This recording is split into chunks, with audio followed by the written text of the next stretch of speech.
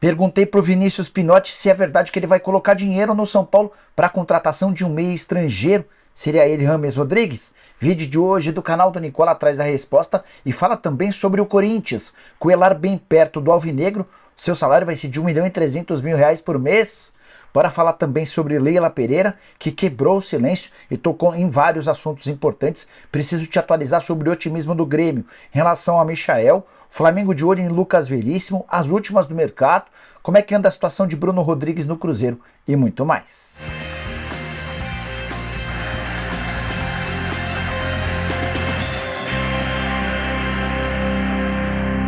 Fala aí pessoal, sou Jorge Nicola, bem-vindos a mais um vídeo do canal, sempre bom ter vocês por aqui, obrigado pela companhia, ótima semana a todos e sem perder tempo só contar que todo esse conteúdo é um oferecimento de 1xBet, semana espetacular, com jogo importante todo dia. Nessa segunda-feira tem, por exemplo, Vasco e Flamengo, tô colocando na tela os jogos da 1xBet com os meus palpites para te ajudar na hora H.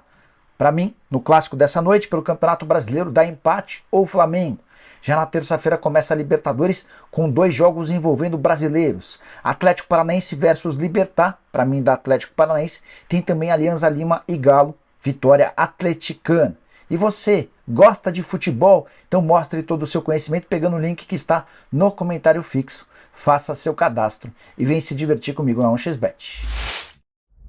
Bora começar o giro de notícias com informação internacional. O time de Ronaldo Fenômeno na Espanha, o Valladolid, acaba de ser rebaixado para a segunda divisão. O rebaixamento se deu nesse domingo com Paulo Pesolano, ex-técnico do Cruzeiro, à frente do Valladolid. Segundo rebaixamento do Valladolid desde que o clube foi comprado pelo Ronaldo Fenômeno.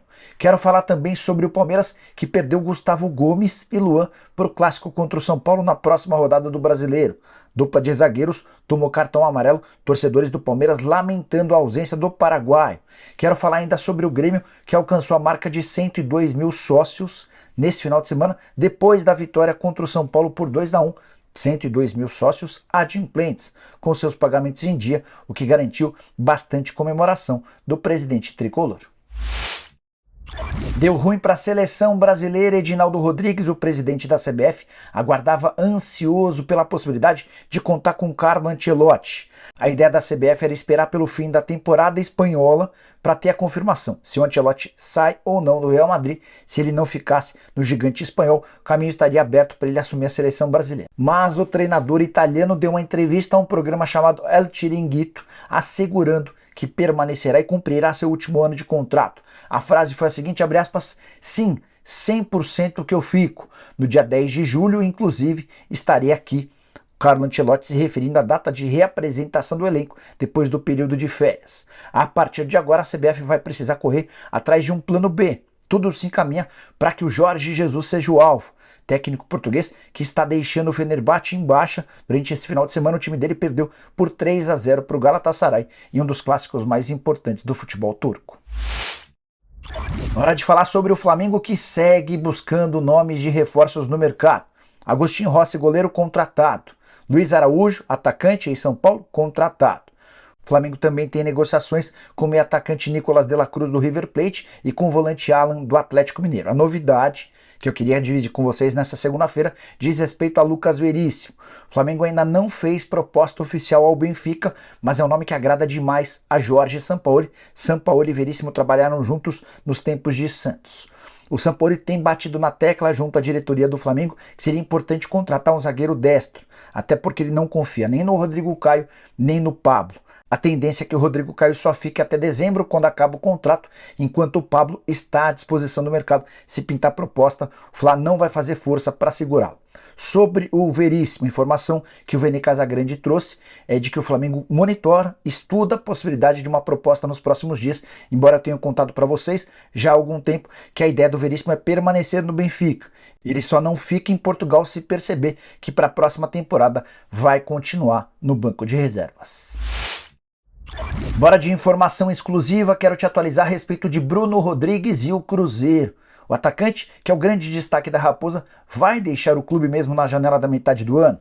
Antes de gravar esse vídeo, conversei com uma pessoa muito próxima ao Bruno Rodrigues e tenho muitas novidades. Primeira delas, não existe proposta oficial pro Tombense, que é dono dos direitos federativos, pelo atacante. O que existem são sondagens. Recentemente, um time japonês se sentou à mesa num jantar com o Bruno Rodrigues e seus representantes. A ideia desse clube japonês era conhecer o atleta. A promessa de que nos próximos dias esse mesmo clube vai oferecer entre 4 e 5 milhões de euros. Também há uma sondagem da Rússia, ainda sem oferta oficial. O Cruzeiro, algumas semanas atrás, tentou comprar um percentual maior. Hoje a Raposa tem 33% são da Tombense e outros 33% do Santa Cruz de Natal. Só que tanto o Santa Cruz quanto o Tombense decidiram recusar a proposta do Cruzeiro e entenderam que havia pouco dinheiro.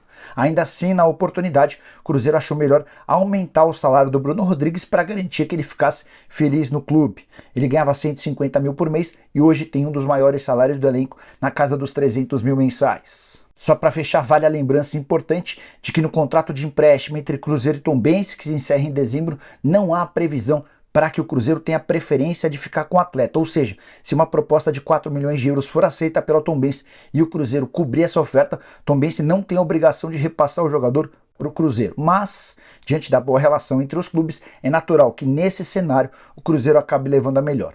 Resta saber se o Cruzeiro vai ter fôlego e dinheiro para um investimento desse tamanho. Essa é a grande preocupação, apesar do Bruno Rodrigues estar afirmando que está muito feliz jogando com a camisa da Raposa. Hora de falar sobre Michael no Grêmio. Otimismo pelos lados do tricolor gaúcho, que venceu o São Paulo nesse final de semana e é o quarto colocado no Campeonato Nacional. Antes de gravar o vídeo, conversei com uma fonte importante no Grêmio para saber se o Michael será ou não contratado.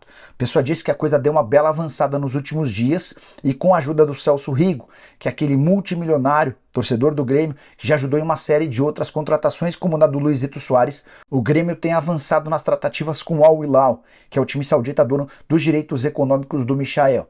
O contrato do Michael por lá é longo e a pedida do Al Hilal tem sido de algo na casa dos 40 milhões de reais. O Grêmio trabalha para fazer um valor menor de quitação e ainda de forma parcelada.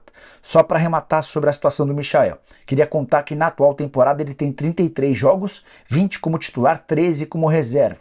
São ainda mais 8 gols e 6 assistências, e numa entrevista recente o Renato Gaúcho contou que tem recebido ligações frequentemente do Michael. O Michael liga de madrugada para bater papo com o Renato. Renato pergunta: o que você está me ligando? Ah, Renato, é que eu não tenho muitos amigos aqui e gostaria de conversar com você. Dá para dizer que o treinador do Grêmio é hoje o grande trunfo para a contratação do atacante, que cairia como uma luva nesse Grêmio de hoje. Hora de falar sobre o Palmeiras, mais especificamente sobre Leila Pereira, que quebrou o silêncio e deu uma entrevista bem legal ao programa CNN Sports SA, que fez sua estreia nesse domingo. O presidente do Palmeiras tocou em diversos assuntos, como por exemplo quando foi procurada pelo São Paulo para patrocinar o rival, falou também sobre a Abel na seleção brasileira, citou o maior rival alviverde, queria explicar em detalhes o que ela contou sobre a treta com a W Torre. Recentemente contei para vocês que o Palmeiras foi à polícia requisitando 127 milhões de reais que não têm sido pagos pela parceira na administração do estádio. Só para vocês entenderem, todos os eventos no Allianz Parque têm parte da receita gerada destinada ao Palmeiras. Só que a W Torre não faz nenhum desses repasses ao Verdão desde 2015. Foram 7 meses fazendo o repasse e todos os outros meses sem nenhum centavo. Com juros e correção monetária, a dívida hoje é de 127 milhões de reais e a presidente Leila Pereira disse o seguinte, abre aspas: até a presente data, eles pagaram só 7 meses, não pagaram mais absolutamente nada. Hoje, estamos executando esse valor para que eles precisem pagar urgentemente. Fecha aspas, disse a presidente Leila Pereira. E você, o que acha sobre esse tema? Use o espaço para comentário, estou curioso para saber sua opinião. Vem do Rio Grande do Sul a informação de que o Corinthians ofereceu R$1.300.000 por mês para contratar Cuellar, volante colombiano de 30 anos de idade, outro que está deixando o Al Hilal. Essa informação foi divulgada pelo jornalista Alexandre Ernest, que cobre o Internacional. E você deve estar se perguntando, mas por que um jornalista gaúcho que cobre o Inter sabe o salário do Cuellar no Corinthians? Possivelmente alguma pessoa do Internacional bateu essa informação para o jornalista, e essa notícia deve ter vazado porque o Inter tinha até coisa de 10 dias atrás um acerto verbal com o Cuellar. Corinthians entrou na parada, ofereceu mais do que o Inter, isso é líquido e certo, e acabou se acertando com o Coelar. O anúncio deve acontecer nos próximos dias. Importante contar que se tivesse ido para o Internacional, o Coelar ganharia na casa dos 700 mil mensais. De acordo com o Alexandre, o valor a ser pago pelo Corinthians entre salários, direitos de imagem e luvas se aproxima de 1.300.000 reais por mês, é quase tanto quanto ele ganhava na Arábia Saudita, salário de 1,5 milhão de reais. Consultei uma fonte minha do Corinthians sobre esse tema, a pessoa disse que não se trata de tanto dinheiro, mas também não negou, por exemplo, que o salário seja na casa do 1 milhão. Já havia contado para vocês na semana passada que Matias Rojas, que já assinou um pré-contrato com o Corinthians, agora dá para cravar que esse pré-contrato foi assinado, também chega para ganhar na casa do 1 milhão. São mais 2 jogadores que se juntam a Paulinho, Yuri Alberto, Roger Guedes, entre outros, com salários milionários no Parque São Jorge. Só para completar sobre o Rojas, contar que o negócio está tão fechado que o Corinthians já mandou um comunicado oficial ao Racing afirmando ter chegado a um acordo com o meia paraguaio de 27 anos de idade. Tem sido uma praxe. Quando você assina um pré-contrato com um atleta, você faz o comunicado oficial ao clube que detém os direitos econômicos pelos últimos meses. A tendência é que o Rojas e o Coelar sejam anunciados somente no início do mês de julho, quando eles podem ser inscritos e passar a jogar pelo Timão. Bora fechar o vídeo para responder a pergunta que eu mais recebi durante a live desse domingo aqui no canal do Nicola. Vinícius Pinotti, que acaba de voltar ao grupo da situação no São Paulo, empresário, bastante influente na política do tricolor, prometeu colocar dinheiro para ajudar o São Paulo a contratar um meio atacante de renome internacional. Essa informação foi divulgada pelo Gabriel Sá, repórter da Jovem Pan, que tem trazido várias informações importantes. O Gabriel ainda contou que 2 nomes de peso têm sido estudados pelo São Paulo graças a essa parceria com o Vinícius Pinotti. E aí foi o suficiente para que todo mundo começasse a falar que James Rodrigues será o novo reforço do São Paulo. Você sabe que o James tinha contrato com o Olympiacos até 13 de abril, esse contrato foi rescindido, ele deixou a Grécia e se mudou para a Espanha, onde está vivendo com a família. Tenho contado para vocês que o James prefere continuar na Espanha ou jogando em um clube do futebol europeu. Bom, conversei com o Vinícius Pinotti e perguntei para ele se existe alguma possibilidade dele colocar dinheiro. Vale a lembrança de que alguns anos atrás ele havia emprestado ao São Paulo 13 milhões de reais para a contratação do Centurion.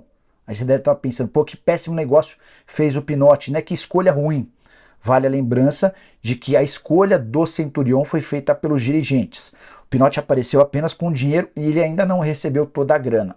E antes de contar a resposta do Pinotti sobre essa possibilidade de um novo investimento, vale a lembrança de que alguns dias atrás, Júlio Casares anunciou que o Pinotti passa a ocupar um cargo importante dentro da diretoria do São Paulo. Pinotti vai ser preparado para daqui a 2 eleições se tornar o presidente do tricolor pela situação. Perguntei ao Pinotti, ei, você vai ajudar o São Paulo?